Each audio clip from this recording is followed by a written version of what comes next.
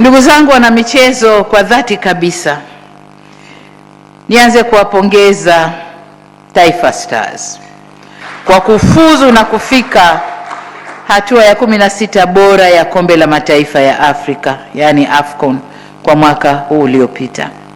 Mafanikio haya ni makubwa na ni fahari kwa taifa letu, na ni ushahidi kwa soka letu sasa linaendelea kupanda viwango barani Afrika.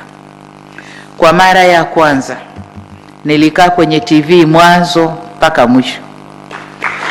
Siku hiyo nilikuwa nimefunga, nimekaa kufutari, kati naendelea na futari zangu, tayari mchezo unataka kuanza. Nikakaa nikaangalia watoto wangu kazi walioifanya. Lakini nataka niwaambie jengine, nimeondoka pale mwili wote unaniuma. Maana wakipigwa, wakizuiwa hivi mimi wakiekewa miguu, wakisukumwa mimi, Mungu wangu we, mbona wataniumizia watoto? Nimeondoka pale mwili unaniuma. Lakini hongereni sana, mmefanya kazi nzuri sana, na tunajua kwa nini yale yalitokea. Kwa sababu tuliocheza nao ni wenyeji, ni taifa lenye fedha, ni taifa ambalo lina ushawishi kwa wenzetu hao waandaaji.